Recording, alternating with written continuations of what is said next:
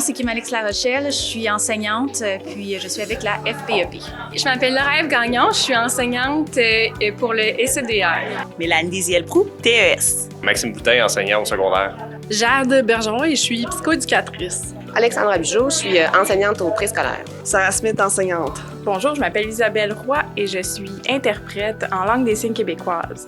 J'ai choisi de m'impliquer syndicalement pour connaître mes conditions de travail, pour pouvoir les publiciser, puis aussi pour pouvoir empêcher qu'un employeur exploite des failles dans les conditions de travail qui pourraient amener mes compagnons salariés à avoir des injustices. En fait, j'ai commencé à m'impliquer parce qu'il n'y avait pas de personne déléguée dans mon milieu.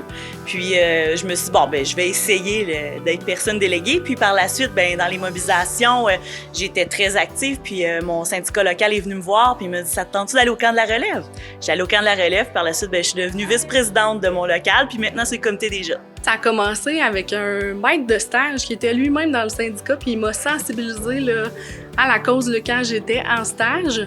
Puis j'étais très revendicatrice là, étant au secondaire, donc c'était la voie naturelle pour moi là, de faire cette démarche-là. Dans ma tête, au départ, c'était surtout quand c'est le temps des négociations, de faire valoir les droits puis de faire des grèves quand c'est nécessaire. Et ce que j'aime, c'est découvrir qu'est-ce que je peux faire pour protéger la profession que j'aime.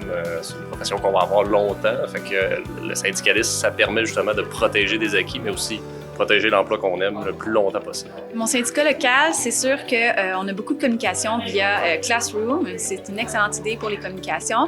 Par contre, j'aimerais ça qu'il y ait plus peut-être de petites réunions, des 5 à 7, des dîners informatifs pour justement avoir un peu plus de relève dans notre milieu. Mon syndicat, c'est la relève. En fait, mon syndicat, au tout début, tous les postes étaient vacants quand je suis arrivée. Puis, ce sont des personnes de la relève qui ont dû se mobiliser, puis on a eu de la chance avec notre fédération. Dans mon syndicat, il y a assurément assez de place pour la relève.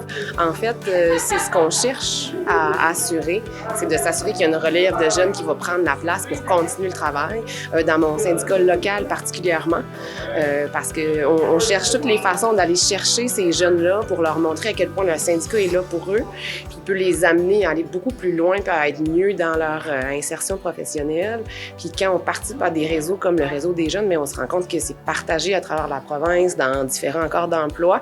Donc oui, assurément, peu importe ce qu'on fait, si on a moins de 35 ans pour le réseau des jeunes, c'est sûr qu'il y a de la place. Puis même si on a 35 ans et plus, qu'on est à la veille d'avoir 35 ans, on peut quand même faire une belle implication puis de continuer ce qui a été fait par nos prédécesseurs.